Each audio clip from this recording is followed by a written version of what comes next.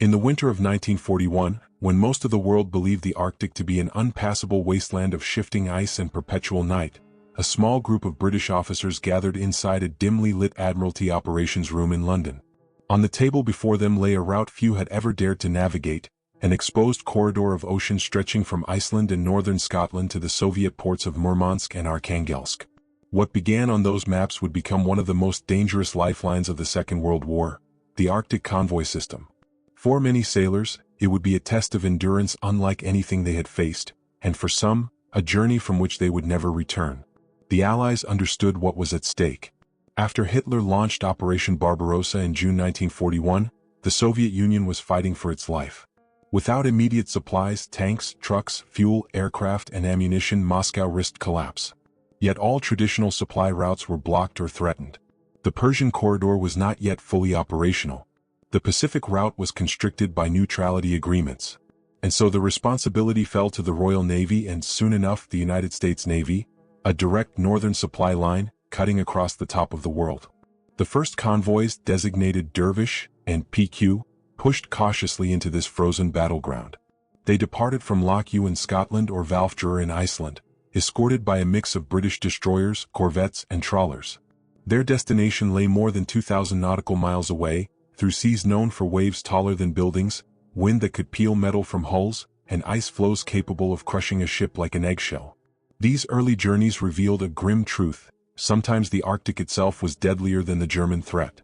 A petty officer from HMS Aurora later wrote in his diary, "The cold cut through every layer we had.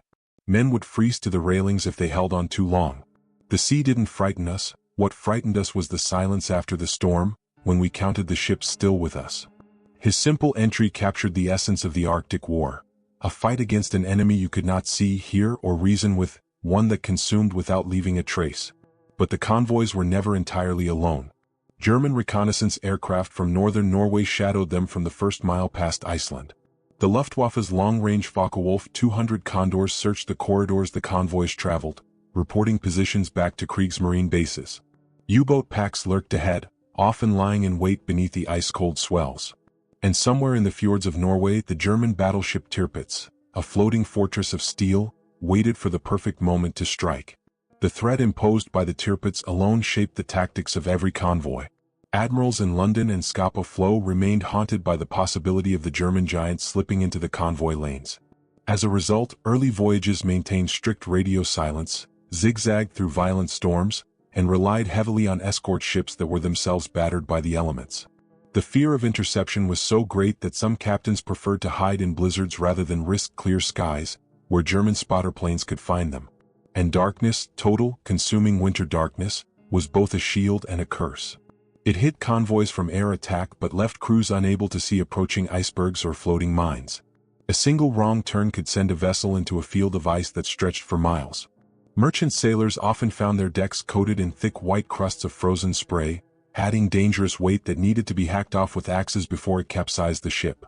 By late 1941, word began to spread across the naval world of ships that never made it, not because they were sunk by the enemy, but because they simply vanished amid the storms.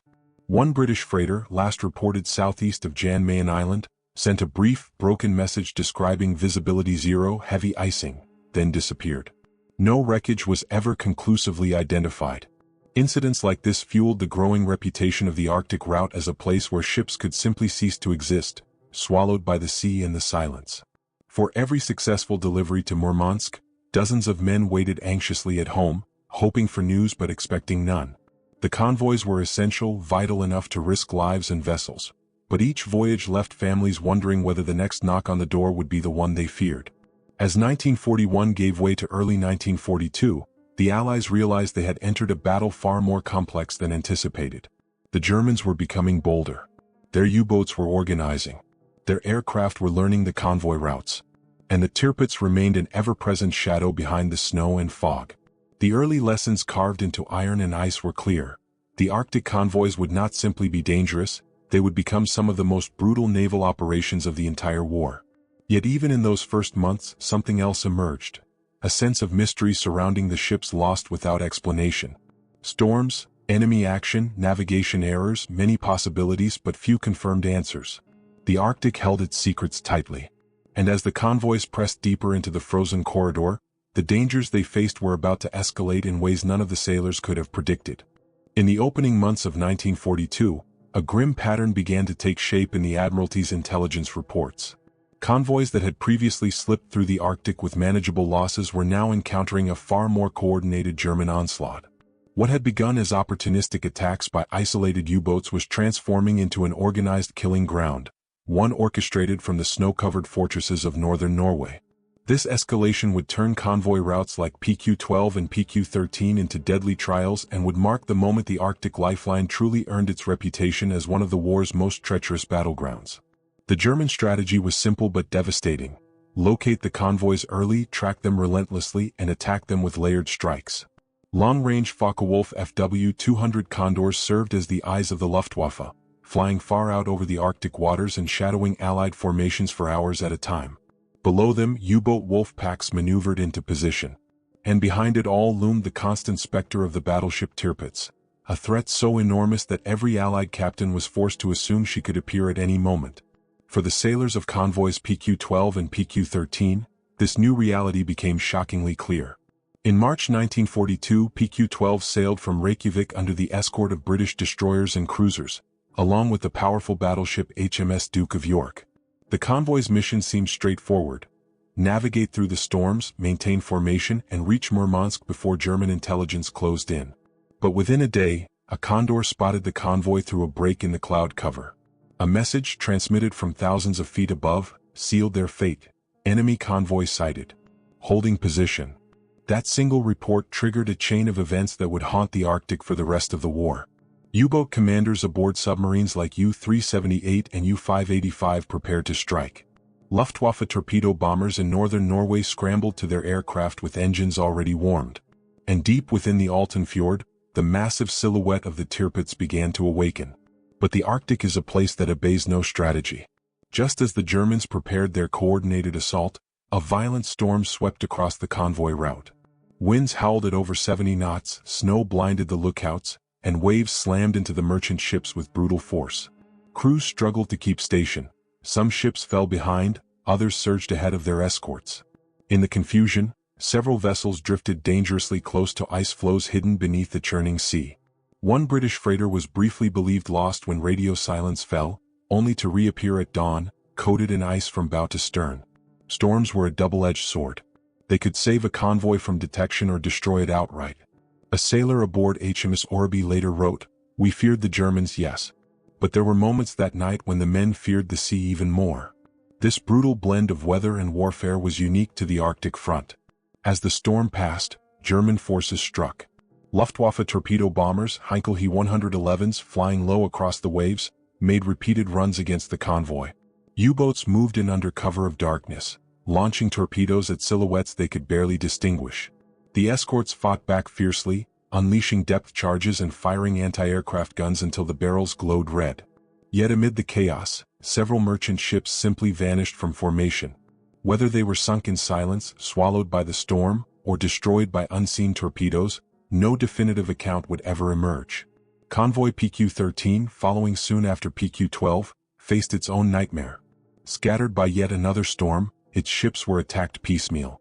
The British destroyer HMS Trinidad famously damaged herself when an onboard torpedo malfunctioned and circled back, striking her hull, a grim illustration of how even the tools meant for protection could betray their operators. Meanwhile, isolated merchant ships transmitted broken distress calls, their positions uncertain, their fates unknown. In one particularly eerie incident, a ship reported being shadowed by what the crew believed was a U-boat running on the surface. The contact lasted for several minutes, then slipped behind a curtain of fog and disappeared. No German submarine later claimed responsibility for an attack in that area. Whether it was an actual U-boat, a misidentified vessel, or something else lost to the confusion of war remains unresolved. The cumulative effect of these encounters forced the Admiralty to confront a chilling reality. The Arctic route was no longer merely hazardous, it was evolving into a battleground where Allied control was fragile and information was scarce. Ships could be destroyed without a witness. Records could be lost in storms. Survivors could freeze before rescue arrived. From London to Scapa Flow, commanders debated new strategies. Stronger escorts? More aircraft? Better intelligence? Yet even as solutions were proposed, the fundamental problem remained. The convoys had to continue. The Soviet Union depended on them, and every delay gave Germany time to regroup. As spring approached, the Admiralty prepared to send out another convoy, one larger, more heavily defended, and riskier than any before it. The lessons of PQ-12 and PQ-13 were clear, but the enemy's power was growing. And far to the east, in the cold waters north of Norway, a disaster was quietly taking shape, one that would soon become the most infamous Arctic tragedy of the war. In the summer of 1942, the Arctic sun never set. 4 sailors crossing the top of the world, that endless daylight was both a blessing and a curse, revealing the sea ahead but also exposing their ships to the enemy.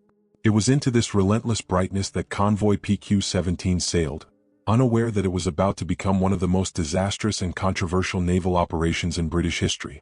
Even today, PQ-17 is remembered not only for its devastating losses but also for the lingering mysteries that arose in the wake of its destruction. The convoy departed Hvalfjord, Iceland on June 27, 1942. 35 merchant ships, loaded with tanks, aircraft, ammunition, and aluminum, formed the heart of the convoy. Their escorts included 6 destroyers, 4 corvettes, 2 submarines, and a powerful covering force featuring the heavy cruisers HMS London and USS Tuscaloosa. Behind them, further west, a distant cover group waited, led by the battleships HMS Duke of York and USS Washington. On paper, PQ-17 was one of the best defended convoys yet sent across the Arctic. But the Germans were ready. Within days, long-range Luftwaffe reconnaissance aircraft had located the slow-moving formation. U-boat wolf packs were ordered into position. And in the fjords of Norway, Admiral Otto Schneewind prepared the German surface fleet, including the feared battleship Tirpitz, for a potential breakout. To the Admiralty in London, the threat posed by the Tirpitz overshadowed every other danger. This obsession would soon shape decisions that changed the fate of PQ-17. As the convoy pressed eastward, attacks increased. On July 2, a Luftwaffe force of Heinkel He 115 torpedo bombers swept down on the formation, sending explosions thundering across the waves. Anti-aircraft gunners aboard the escorts fired relentlessly, filling the sky with smoke and tracer fire. Several merchant ships reported near misses, and the convoy's cohesion began to fray. Sailors noted a growing tension, something unspoken but clearly felt, as though command expected something far worse on the horizon. A diary entry from a British signalman aboard HMS Air captured the mood. "We could sense it." The officer said nothing, but every man knew the Germans were preparing something big. The sea felt too calm, the air too clear. It was like waiting for a storm you cannot see. The storm came on July 4. At 21:11 London time, Admiral Dudley Pound issued the order that would define the legacy of PQ-17, immediate scatter. It was based on faulty intelligence that Tirpitz and her escorts were moving to intercept the convoy at high speed. In reality, the German battleship group had not yet committed to an attack. But with that single signal, the convoy was ordered to break formation, abandon mutual protection, and flee independently toward the Soviet coast. The consequences were catastrophic. Merchant ships that had relied on escorts for protection suddenly found themselves alone in open water. U-boats closed in like wolves pursuing a wounded herd. Luftwaffe aircraft, guided by constant daylight, attacked with near impunity. Over the next 5 days, the horror unfolded ship by ship. Torpedoes struck without warning. Planes swooped low, dropping bombs and torpedoes onto defenseless decks. Fires raged. Ammunition detonated. The icy water claimed survivors in minutes. By the time the attacks ceased, 24 of the 35 merchant ships lay on the ocean floor. Yet beyond the devastation, PQ-17 left behind a series of unanswered questions, small details that have fueled debate among historians and survivors alike. At least 3 ships, scattered and isolated, were reported lost in areas where no German attacks were recorded. One vessel, the American freighter Paulus Potter, was abandoned after an air attack but remained afloat. When a German aircraft returned to photograph the area days later, the ship was gone, no wreckage, no survivors, no definite sinking. Whether she drifted, capsized, or was later sunk by a U-boat that never logged the kill remains unresolved. Another freighter, last seen making slow progress through fog, disappeared entirely. No distress call was ever received. Decades later, post-war interviews with former U-boat officers revealed uncertainty. "Some ships we found burning," one veteran recalled. "Others we never saw, though we knew they should have been there." In the chaos that followed the scatter order, record-keeping collapsed. Attacks overlapped, and desperate decisions were made in moments of panic. The Arctic swallowed everything it could: logs, debris, and men. When the remnants of PQ-17 finally limped into Archangельsk, the shock reverberated through London and Washington.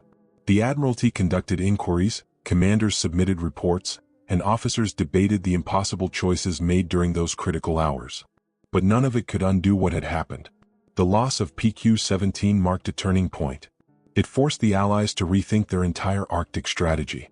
It also left behind a trail of unexplained disappearances, fragmentary reports, and unanswered questions that still puzzle researchers. And as 1942 moved toward winter, the convoys that followed would face challenges even more unpredictable: storms so violent they could scatter entire formations, and conditions so extreme that ships would vanish without a trace. By late 1942, the Arctic convoys had become a test of endurance unlike anything the Allied navies had ever faced. The disaster of PQ-17 still hung over every briefing room and operations center. Its shadow shaped the tone of Admiralty communications and the behavior of commanders at sea. Yet the supply line to the Soviet Union could not be abandoned. And so, even as winter descended across the Barents Sea, convoys JW-51B and RA-51 prepared to force their way through conditions that were as deadly as any German attack. What followed revealed a brutal truth: sometimes the Arctic itself was the greatest enemy. Convoy JW-51B departed Loch Ewe on December 22, 1942. 16 merchant ships formed its core, carrying ammunition, food supplies, fuel, and vehicles, cargo desperately needed on the Eastern Front. Escorting them was a strong British force that included the destroyers HMS Onslow, Obdurate, Orwell, Achates, and Obedient, supported by smaller vessels like the minesweepers Speedy and Bramble. The Royal Navy had learned painful lessons since PQ-17.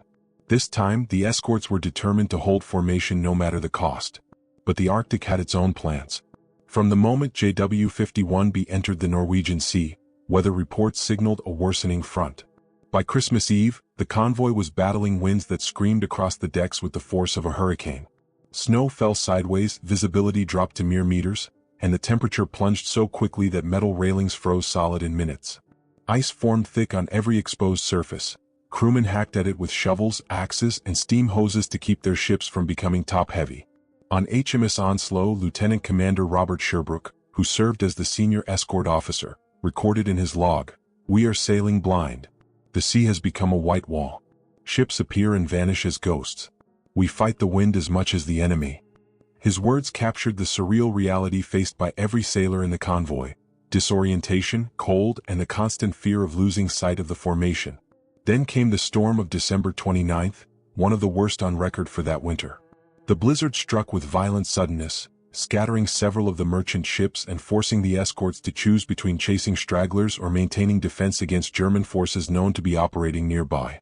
The destroyer HMS Achates, struggling to maintain position, was battered by waves so large they tore equipment from her decks. Crewmen were washed overboard, vanishing immediately into the freezing dark. Yet the storm was only part of the danger. Unknown to the convoy, a German surface force had been dispatched to intercept them: the heavy cruiser Admiral Hipper, the pocket battleship Lutzow, and 6 destroyers under Rear Admiral Oskar Kumetz. Their intention was clear: destroy the convoy before it reached Soviet protection. But the Germans were about to face the same blinding conditions as the Allies. The storm forced both sides into near-total confusion. Ships struggled to identify friend from foe. Radars glitched under the icy conditions, and lookouts could barely see beyond the bow. When contact was finally made on December 31st, the battle unfolded in fragmented bursts, brief glimpses of enemy silhouettes, rapid exchanges of fire, and long stretches where the storm swallowed everything. In one chilling moment, the minesweeper HMS Bramble found herself alone in the storm.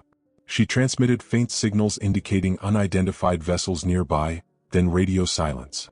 Hours later, German records confirmed she had been sunk by enemy fire, but British crews never found survivors or wreckage. The storm erased nearly all trace of her final battle. Meanwhile, Sherbrooke's destroyers fought valiantly to shield the convoy. HMS Achates was mortally hit after laying a smokescreen. Despite desperate efforts, she eventually sank in the snow-filled sea. Sherbrooke himself was gravely wounded aboard HMS Onslow, ordering his crew to continue the defense even as he was taken below. His determination would later earn him the Victoria Cross. The convoy survived. Of the merchant ships, none were lost to German action. a remarkable outcome given the enemy force's strength. But the sense of victory was tempered by the loss of Bramble, Chates, and the haunting knowledge that some ships had gone missing in the chaos of the storm, if only temporarily.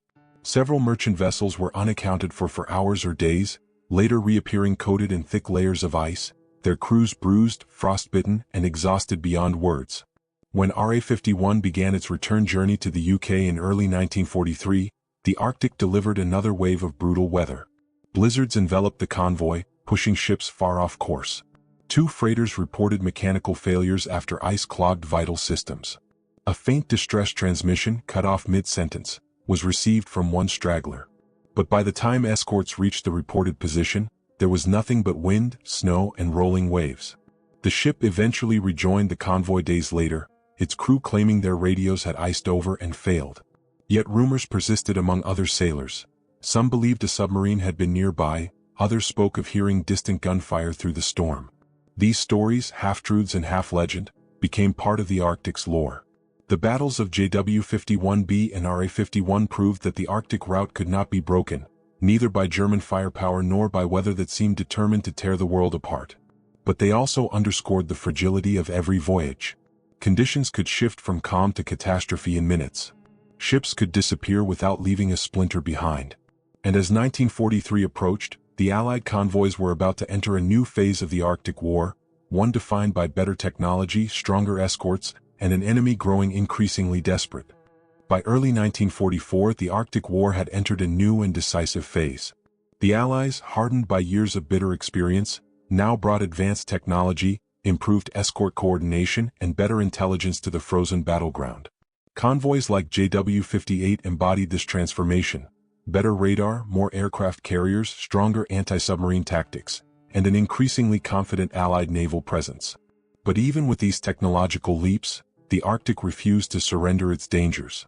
The sea, the storms, and the uncertainty of war still conspired to produce moments of tension, mystery, and unexplained losses. Convoy JW-58 sailed from Loch Ewe on March 27, 1944.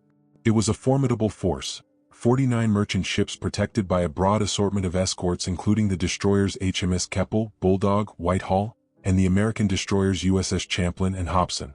Crucially, JW-58 also featured an escort carrier group centered on HMS Activity and HMS Tracker, whose aircraft would patrol the skies and hunt U-boats below the waves. The air cover alone represented a dramatic shift from the dark days of PQ-17. But the Germans were not idle. Admiral Karl Donitz ordered a massive U-boat attack group, more than 20 submarines, to shadow and strike the convoy as it crossed into the Barents Sea.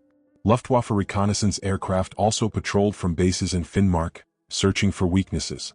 The result was a tense, relentless game of pursuit. Radar sweeps filled escort ship headphones with eerie electronic pings and echoes.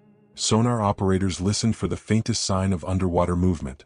Every blip on the screens carried the possibility of attack. What followed became one of the most intense submarine hunts of the entire Arctic campaign.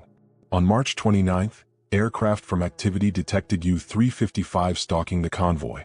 Depth charges and aerial rockets forced the submarine to surface briefly before it slipped beneath the waves again.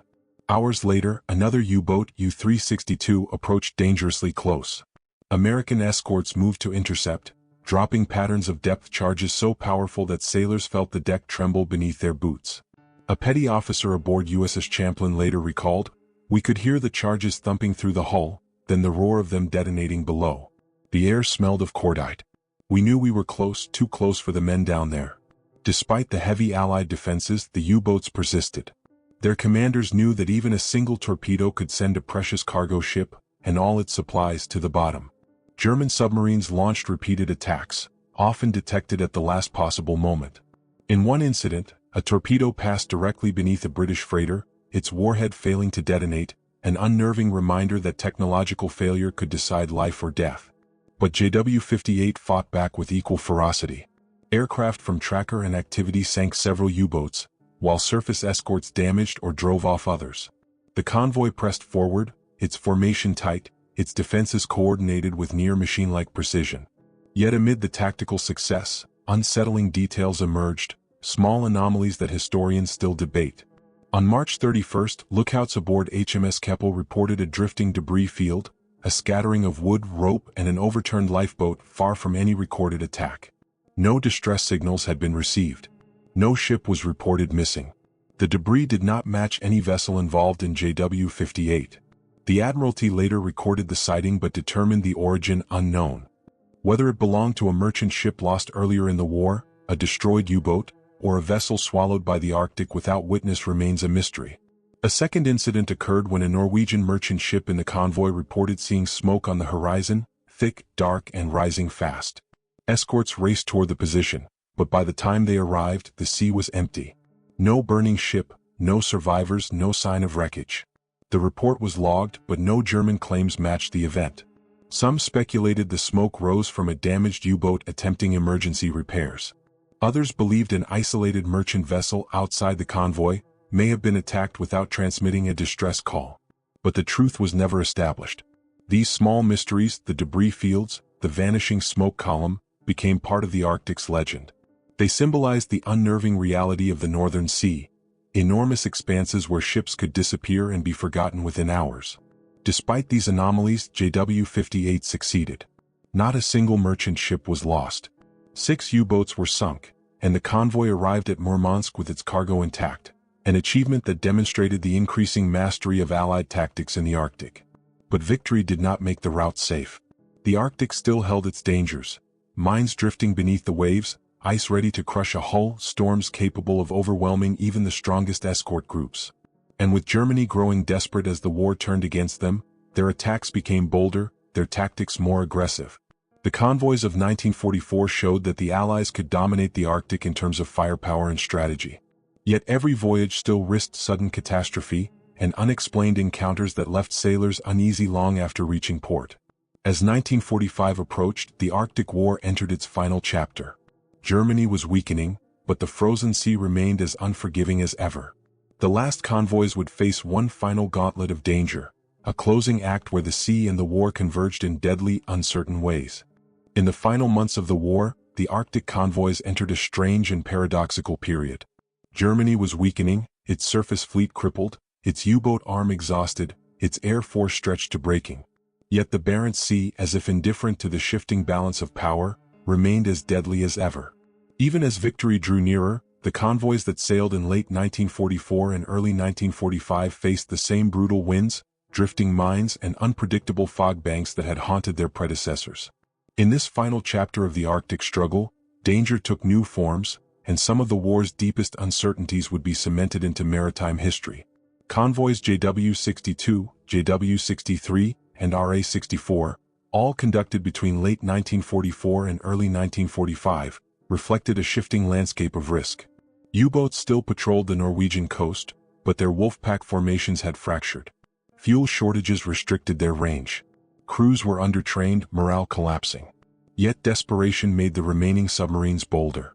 Isolated U-boats attempted lone attacks, often waiting for merchant ships that strayed even a few miles from the convoy's protective screen.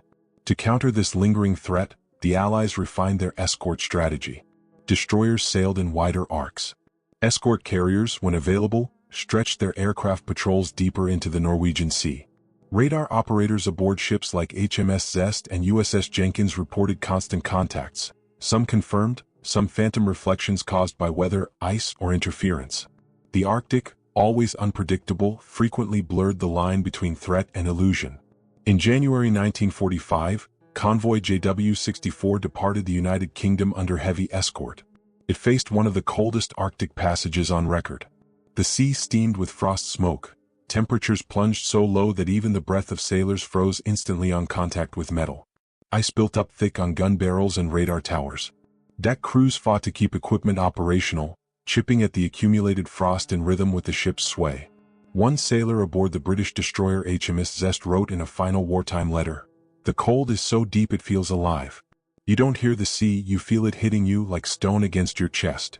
These letters, often mailed only when returning to port, helped historians understand the psychological battle fought in the Arctic.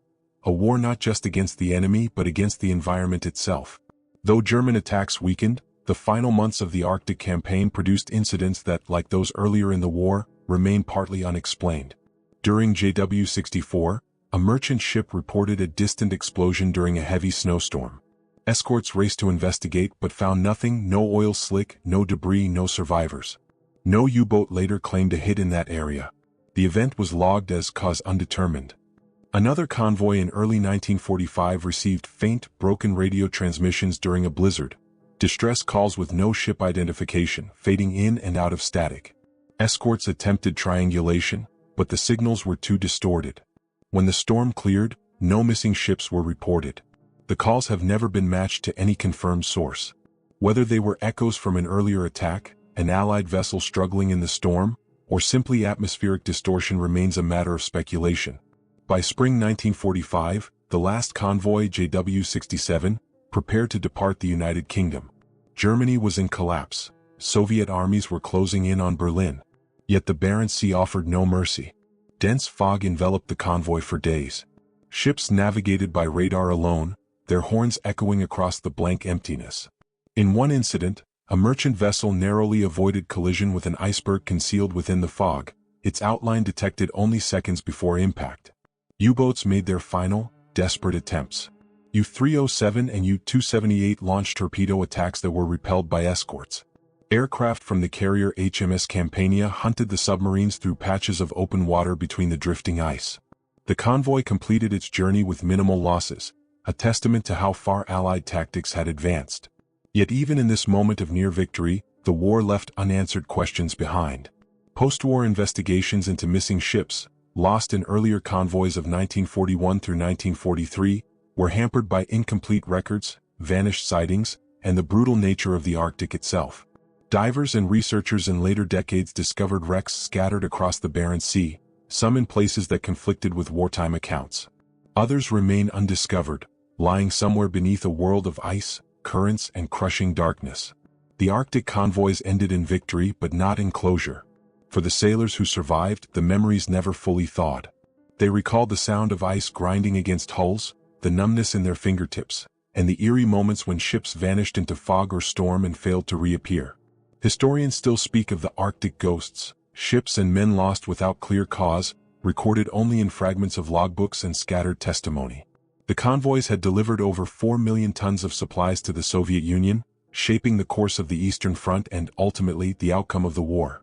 But the cost was staggering: thousands of sailors lost, dozens of ships sunk, and countless stories swallowed by the sea. In the end, the Arctic remained what it had always been: vast, unforgiving, and filled with secrets. A place where danger came not just from the enemy but from the world itself. A place where history was written in ice, fire, and silence. And where some answers, buried deep beneath the frozen waters, may never be found at all.